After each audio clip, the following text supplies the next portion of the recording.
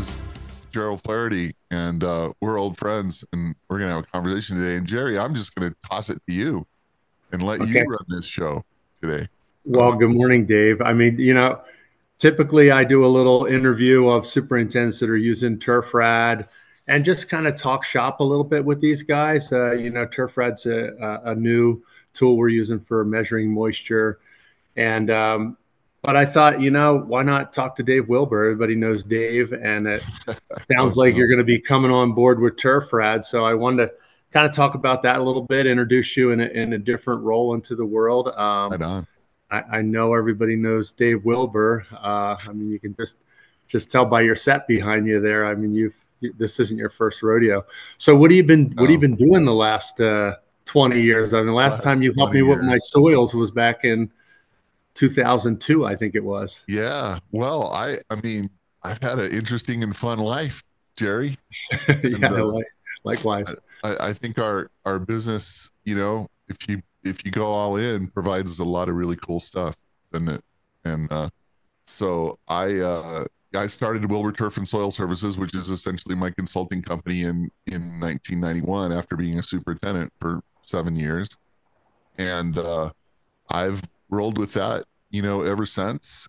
And I've done various kinds of consulting, spent a lot of time doing the soil consulting thing like I did with you, spent a lot of time doing it in the construction, renovation, project management world, writing, speaking, podcasting, all that stuff has kind of been whatever it takes. And so fast forward to COVID, I was set to go on the road and do a bunch of road stuff, and COVID ended that.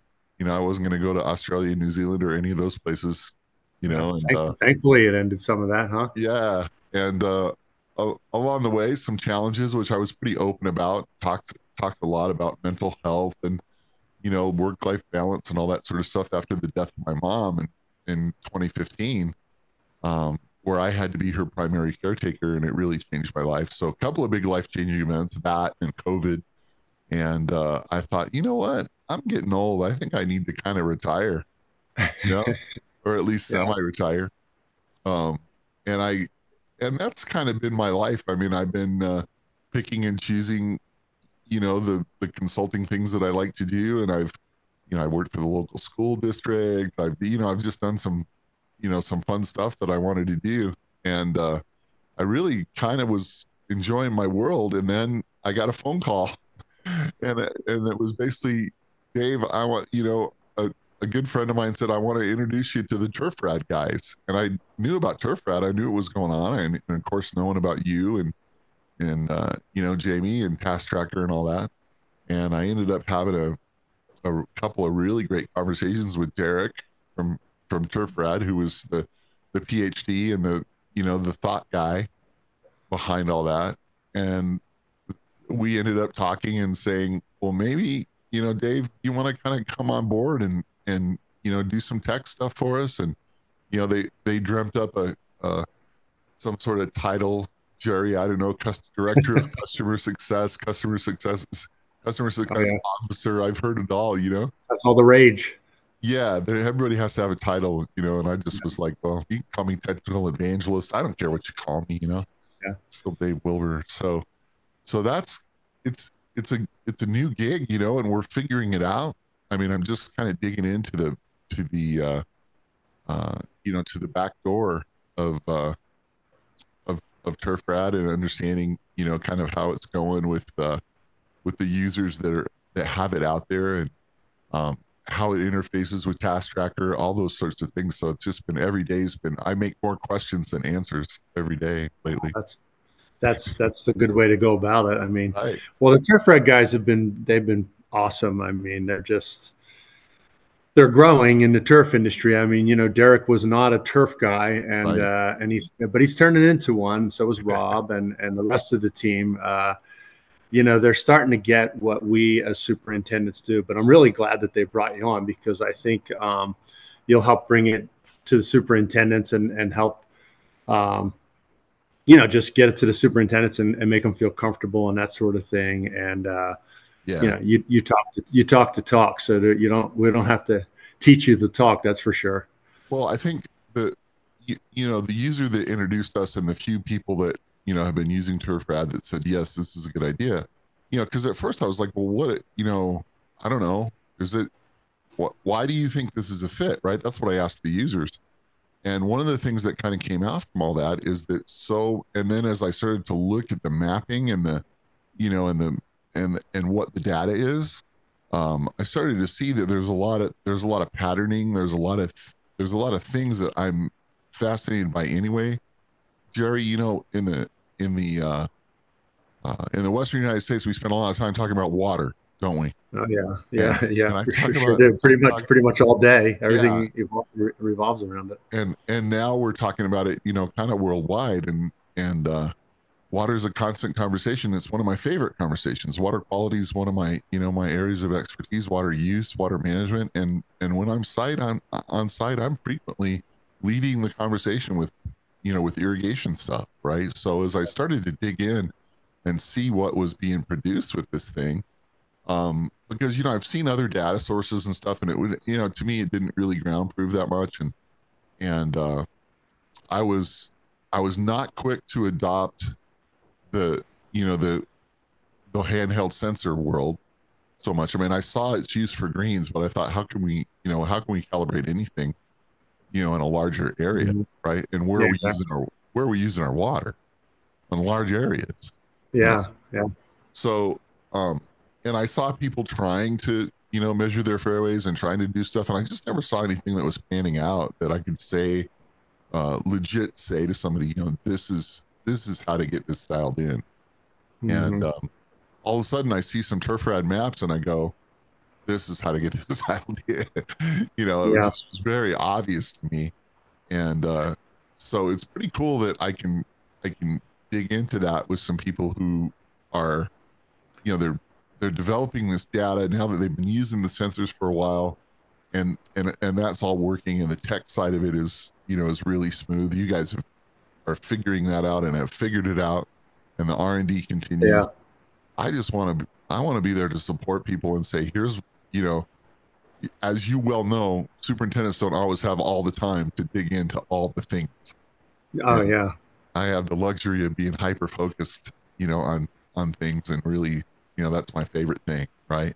yeah. So Well, the cool thing about it too is it's you're looking at your maps and you can see your patterns, where you're getting dry, where you're getting wet. So before you get too dry or too wet, you can make your adjustments. Unlike some of the other tools we have, it's like, oh shoot, we're really dry, and you know that because that's why you went over there and stuck your moisture right, meter in there because it was brown. But now you can say, hey, this looks like it's turning on us, and then you right, can it's address it either changing, way. yeah, Yeah, so that's what I really like about it. You're kind of right. looking into the future a little bit. And seeing it before I mean, I know we all want to say our egos, I can see everything, I'm a grass guy, Oh, I can feel it with my yeah, feet. yeah, yeah. Yeah, I just use my feet, and I was one of those guys. Me too. Greens are feel greens are feeling good today. I'd wear certain shoes, where I could really feel the greens. And it is a tool, but Yeah, it wasn't as accurate as I thought. When I went out and no, started scanning my fairways, I'm like, oh, that's probably 22%. yeah, Oh, 38%. That's pretty wet. No wonder there's a big honking ball mark right there. right. and Yeah. So I and mean, I think too, it's not, again, as you know, it's not always just about turning up or turning down time. Sometimes you got to face the thing that head is not in the right place, yeah, or yeah, that triangulation went wrong for whatever reason. um, those nozzles aren't the right nozzles, all of those dial in kind of things that that now we have to do. um, yeah. and especially in places where water is being restricted or is expensive to use or whatever it may be. Any of those kind of changes turns into money, in some way or another, Hmm. and that's a Hmm. pretty big Yeah. deal. So, um, Money and playability. well, of course, and first off is Yeah. play. Yeah, Yeah. exactly. I mean, when we first started using it, the first thing I thought was, oh, this is going to save us money. It's going to save us water. But where I really saw the value, and I didn't go into this thinking I'd see this value, was playability, and the Right. members just are going off the charts because they're getting an extra 10, 20, 30 yards of roll in the fairway, because superintendents are drying. They have the ability to dry things out a little bit more, even if they're just drying out the landing areas.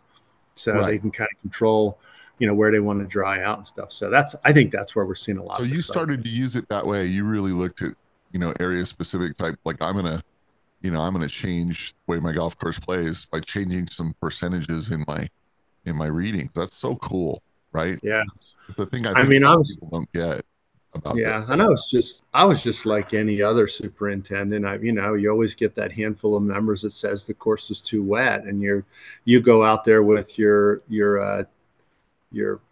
TDR or your pogo, and you're poking it in the ground, and you're like, yeah, it seems all right. Your But screwdriver, then, your because soil you're only probe, yeah. getting 10, 20 measurements. But then when you start scanning 5,000 measurements on a fairway, you're like, oh man, you can clearly see this head is way over watering.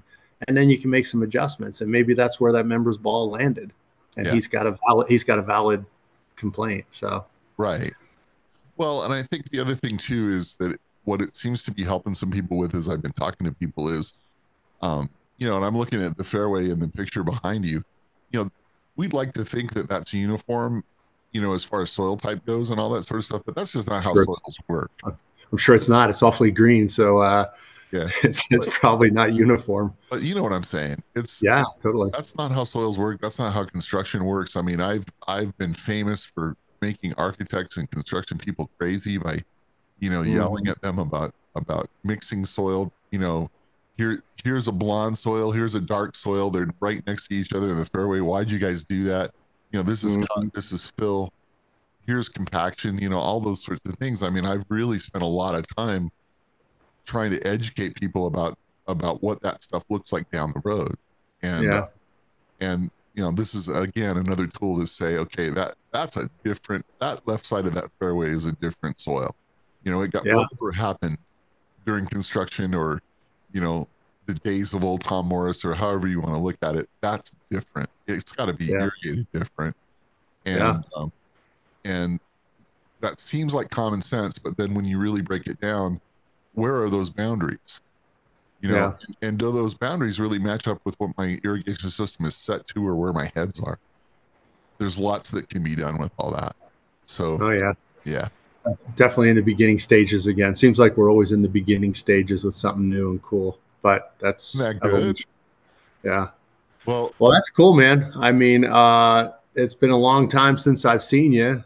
You're probably thinking the same thing, man. Flaherty got a little older looking, but you look good. everybody look good. I'm not falling in for the old guy routine, dude. No, it's I'm different. I got the Letterman beard now. I get right. I not, kind of not quite Letterman. You don't have quite as much of white as he's got. You got a little smattering of it. I'm hanging on to the salt and pepper look. No, it looks good. I mean, it's really good to see. When I reached out to the other day, I thought, man, it's good to hear from Dave. I haven't heard from him, and you know how it is. Life just goes by, and we all get stuck in our little areas, and then before you know it, 15, 20 years go by. So it's really good seeing you, Dave. Tell me a minute, if you don't mind, just getting me caught up. I mean, taskTracker has been such a big part of your world and your life. Obviously being a superintendent too. I mean, amazing. But you and your partner Jamie have really done something pretty special. And how do you feel about that? I mean, it's like, I guess the reason I'm asking you this question is because I know there's some people that are going to be listening to this that have a big idea or something, some piece of equipment that they're working on or whatever. And over the years, a lot of my friends have, I'm thinking about Pat Sisk and the green sweep, thing and things like that. Like our business is filled with people who are good thinkers, and you took that to another level. I mean, tell me about that. I'm just really curious. Well, I mean, it really it's an easy story to tell because I guess I lived it and I've told it a few times. But sure. Back in 2013, I remember Kevin Hicks and I were talking about at one of our meetings, hey, let's build it. I want to build a digital job board this year. Everybody seems to be using Google and Excel. Yeah. So he and I talked about it, and he's like, "Well, I'll see it. Let's see who builds the best one over the winter." So I went back to my shop and I was hanging the big screen TV down in my shop, and Jamie came down to play some ping pong. It was winter time. That's what we do in Idaho in the winter. Jamie asked what I was doing, and I told him about what I wanted to do. And he's like, well, how are you going to do that? And I said, I don't know, probably Excel or, I'm like, but I got a big screen TV and we're going to put it up on the TV and I want to start tracking my labor. I'm tired of And erasing. for people that don't know, Jamie was your golf professional, right? He was Yeah, Jamie was my golf pro. yeah. And so Jamie's like, I like to write code. Let me do something for you. And at the time, that wants to write code, really? Yeah, exactly. That one amazes me. Yeah. So I said, so we sat down and talked about it. And, I was a little intimidated because Jamie is computer savvy and I am not. And I said, Jamie, it's just got to be easy. I don't want to be sitting in front of the computer. I want to be able to just put up my data, change my data easily, and so on and so on. So I guess it was, a month or two, he came back and he said, let me show you something. So, we made a little bit of adjustments, and fast forward probably 6 months, I see Kevin at one of our next meeting, because we only had 2 a year, kind of a beginning and end of the season kind of meetings. Yeah. And I showed Kevin, and it was all digital on my phone and everything, which was beyond anything I thought of. And Kevin's like, you didn't write that program. What is that? Where'd you get that? And I said, no, my golf pro wrote it. He goes, can I use that? He goes, I didn't even do it this year. Can I use it? And that's when, I told Jamie, and that's when we said, hey, you know what? If I like it and Kevin likes it, we're pretty two common guys, and I trust both of us. Right. And that's when Jamie said, maybe we should start a business. And that's kind of how it started. Kevin was our first guy. We let him use it. And then Kevin I love this because Kevin's had me on the Earthworks podcast a bunch of times, and we're just good friends. We talk a lot. We call each other when we're working on things that, hey, he's my, hey, let me run this by you on my, top 5 list of that. And so I love that he just said, yeah, I'm going to adopt this. I'm an early adopter. I'll try it. Yeah. Yeah. So then fast forward a little bit more. I mean, and we started out with just tracking labor, and then we're like, hey, you know what, guys want to track equipment. They want us to put track and spray applications. They want this, they want that. And Jamie and I were always looking for a way to plug in tracking moisture. Yeah. But we really couldn't figure out a good way to do it. And we tried to work with some of the other companies out there, but it just wasn't what we were looking for. Yeah. And then that's where, TurfRad just kind of fell into our lap. One of the owners of TurfRad, his grandmother is a member at our course. Another small world. She's like, you should talk to Gerry and Jamie. They're kind of techie people. And we hear that a lot once we start becoming more and more successful with taskTracker. So we talked to them just like we talk to everybody. And we're like, wow, this is pretty cool, man. I wonder if we could put this on a fairway mower. And Jamie asked me, he's like, you think we could put this on a fairway mower? I'm like, I don't know. It seems pretty cool. We should give it a try. So we primitively attached it to one of my fairway mowers and drove around and calibrated it with our TDRs. And we're talking about a sensor that's, this big, right? Just kind of. It's about the size of a computer screen, maybe 18 inches by 20 inches or something like that, Exactly. It was a little bit different looking back then. Sure. But, same kind of thing. It wasn't all weatherproofed and durable and everything like that. And we got some really good data, and we just, like any superintendent. And then Jamie, over the years, Jamie thinks like a superintendent now. He's not a golf pro. I mean, I could put Jamie. I could put Jamie. Jamie could run a golf course. I mean, he knows enough about what we do now. I mean, he's pretty on top of it. But yeah, so we just calibrated everything and just we tried to pick it apart as best we could, because like any superintendent, we're skeptical. What's wrong with this thing? Why is it so good? What's the weakness? And we kept trying to find the weaknesses, and that's where we kind of put it out there with some of our customers. And that's kind of how we got together with TurfRad, because we have a lot of customers, and we thought, you know what, we don't like putting our name on things, but we'll hook up with you guys and let you guys talk to our customers. And so that's kind of how we came about. And now I'm sitting here talking to you. To me, And it's a really neat partnership and a really nice partnership and very kind of grassroots, because these guys are, um, I mean, first of all, their offices are in Switzerland, right? So yeah, we're using a lot of tech to communicate. Um, they have some agriculture stuff going on. Derek was telling me the other day about working with a sensor so that they could look at the tops of buildings and see where the insulation is failing, yeah, things like that, right? So they've got that's some pretty other cool. things going on, but they're Yeah, fascinated with what we do. And I love that because they could very easily say, oh, whatever, golf course, rich country club guys, what do we care? yeah, We're gonna get involved with feeding the world and fixing, you know, the tops of the biggest buildings in the world. I mean, they have some really cool stuff that they can be working on, and uh and they're just good thinkers, but they're fascinated by our business, and they see so much application. I love hmm. that about these guys. It's a good partnership that you guys Well, put together. I think one thing that they have come to learn is just, because we put them in our booth at the GIS for the past 2 years, and Yeah, I think they just really like us. they like I us, think don't they? they just think Yeah, they're like, man, superintendents are cool. Like I thought they were just like dirt farmers, but like these guys are smart. They're ambitious. They're get it yeah. done type personalities, and they're understanding that. And in the beginning they didn't, That's so but cool. like now they do. And just like Jamie, when Jamie first started out, I mean, Yeah. even though Jamie was in the golf business, he didn't really Didn't know know what what you I did. did. Yeah, yeah. All he wanted to know is, why can't I send out a golfer? Why you say there's frost? I don't see any frost. But he doesn't think that way anymore. And then Derek and Rob, they're kind of and Lars, they're all kind of getting what we do. They talk the talk, they feel our pain. And then Andrew, he's one of our salespeople for TurfRad, and Andrew, we hired a real salesperson instead of letting me and Jamie do it, because we just couldn't do it.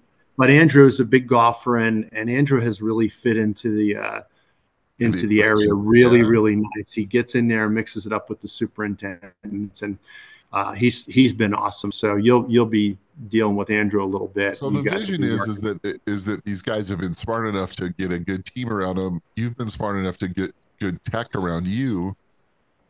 That's pretty rad, dude. That's good thinking, Gerry. That's It's good thinking.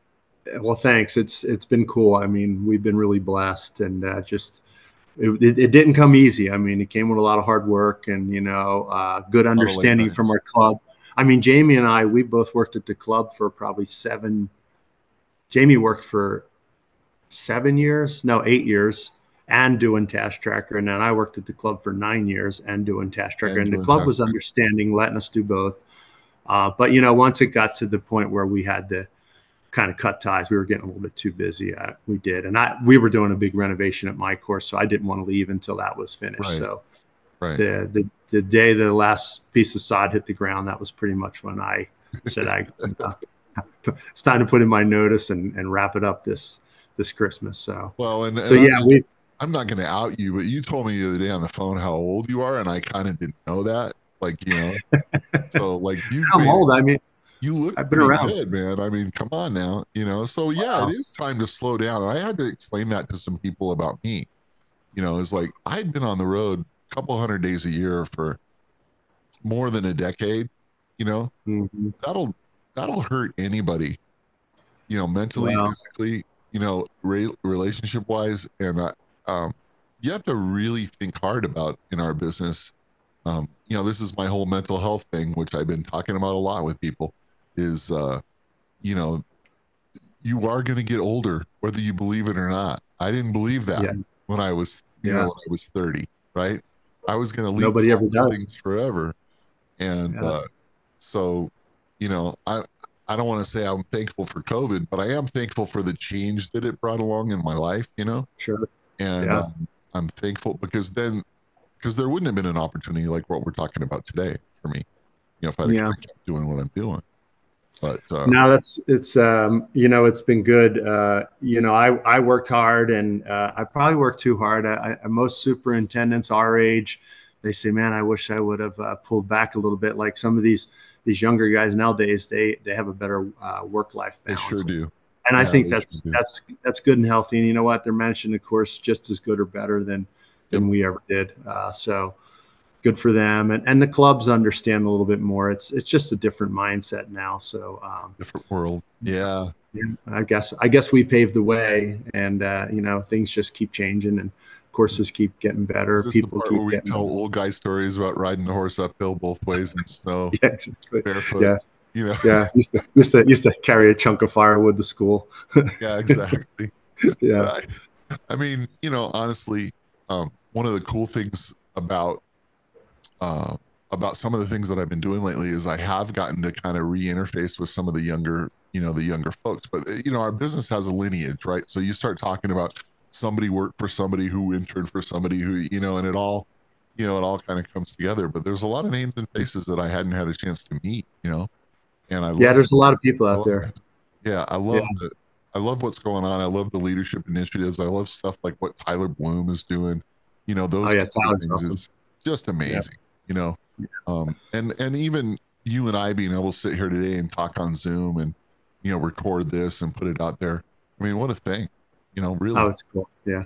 I got to say, sometimes when I get a submission form for taskTracker and it's got a AOL email address or a Hotmail, I'm like, oh, good, it's an old guy. I can really relate I to the old still hang guys. on to my Yahoo address and Yeah, I have mine. just because of that, and every once in a while I'll get crap for it. And I like, well, I got a Gmail address a decade and a half ago. That Yeah. they're linked together, right? But it's just like, Yeah. Well, I mean, I'm hanging on to that. Yeah. since I resigned from the club, I mean, I activated my old Yahoo account, and I'm like, you know what? Everybody knows I'm an old guy, so I'm going to keep my address, and Yeah, that's what yeah, I'm using. yeah, So exactly. it's cool. I mean, it goes by fast, so it's pretty cool. Yeah, that's right. Yeah. Well, anything else that you want to tell me or say or Well, you know newsworthy what? thing Not really, Dave. I just wanted to talk with you a or little want bit. me We'll to put tell something. you? Well, it's just really good to sit down with you and chat a little bit. And I mean, we put these things out there once in a while, just let people. I know Rob and John like to put them out on our newsletters and just let Yeah, yeah, people click onto it. I mean, this time of year, it's tough for guys to sit down and listen to guys like us yammer on. Everybody's pretty busy, but it'll be out there and people can listen to it. And they're always gonna listen to Big well, Dave Wilber. So I found this with my TurfNet podcast, Gerry, and is because I remember when I first, and this was a long time ago. I was kind of the first, or at least one of the first turfgrass podcasters. I remember I know. talking to Peter McCormick and saying, "Peter, I want to do a podcast." He's like, "What? What's that?" Right? It was kind of like, and so I think my first couple of episodes, they were hour-long conversations, Yeah, right? And he's like, yeah, "No, Dave, no, no, no, no, nobody has time for this." And I said, "No, no, no, no, you don't understand. People listen to these things in bites, or they put it on while they're doing other stuff, or like an audiobook, kind of thing. yeah. I I frequently listen have to an you guys. audiobook, I'll listen to you and Hicks while I'm mowing greens.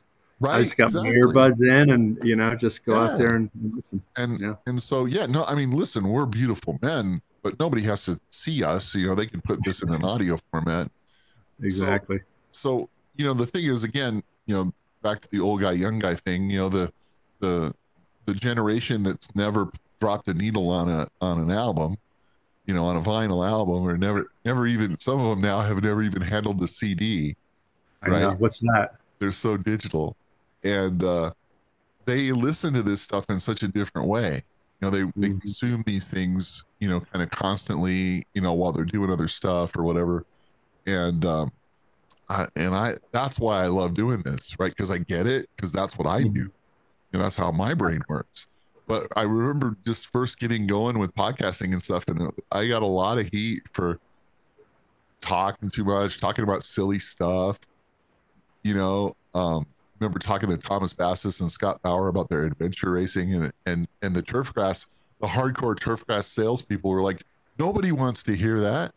Hell, everybody wanted to hear it. That's still one of the biggest episodes that I ever did for them, when those guys were Yeah, talking about their adventure racing and the yeah, Subaru Primal Quest stuff. And so I bring that flavor, which I think yeah. I'm Well, good at. You mentioned Peter McCormick. I remember Peter when we first got started with taskTracker, and I talked to him, and he says, I'll give you guys a little bit of free advertising, and I'll promote you guys a little bit. He goes, you guys just have to grow slow, move slow. Everybody wants to go up like a rocket Yeah. ship, go up like an airplane, and that always stuck with me. Yeah. And because everybody in all business always wants to hit the home run.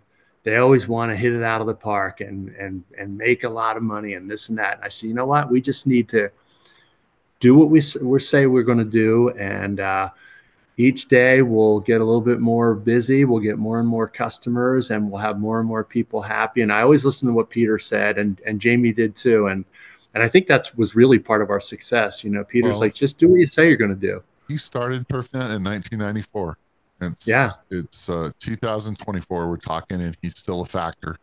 And he's still in there. And a lot of people said, well, this is, he's moved with the, with the world. I mean, the newsletter used to be everything. We'd all get the newsletter in the mail and read it. Nobody does that anymore. That kind of stuff. And when I'm deleting all my emails, I don't delete out TurfNet. I always skip around. I'm like, let me hang on. I'll watch this when I get a chance. I'll read up on this when I get a chance. So Peter told me the airplane thing, right? Just like he told you. I got the same advice. Yeah.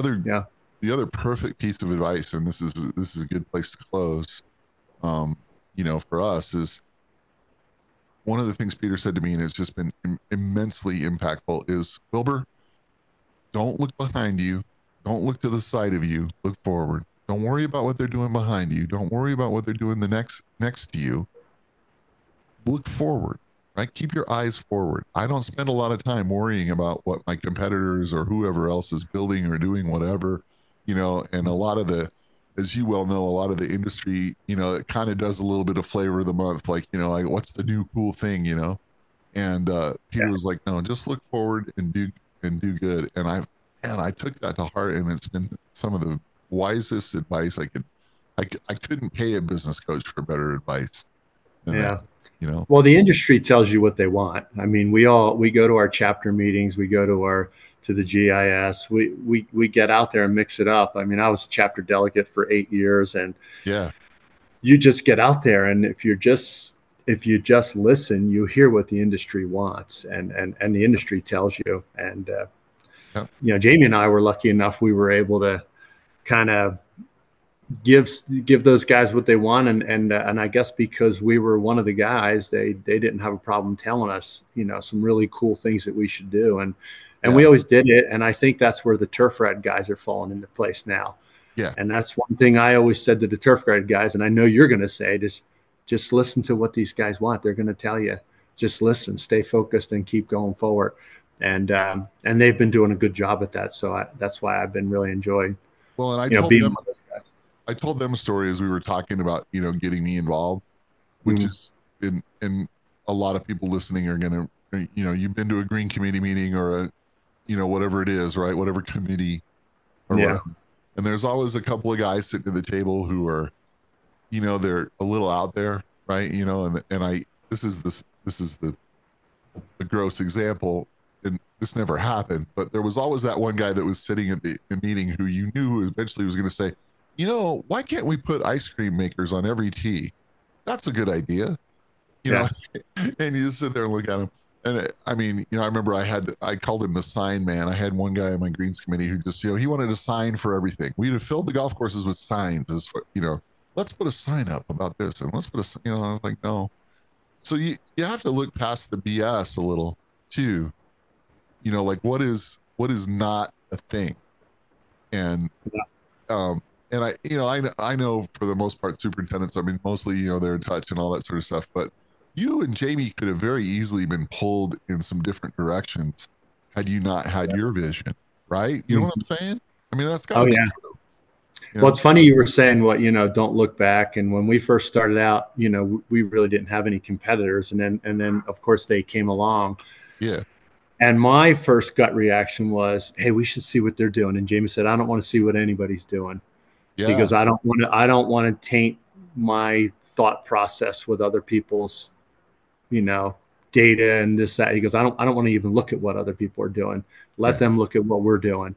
And that was good that he had that mindset, and he always moved forward, and you know, they were always behind us, and they still are. So that's kind of, that prevailed. So and I think that's wise advice for, you know, if you're a turf manager and you're listening to this, you know, think about that person who's pulling you in a direction you need not go, you know, or if you're looking at the club down the street or whatever and constantly worrying about what they're doing, that, you know, that's headspace you can't afford to give up, you know, really.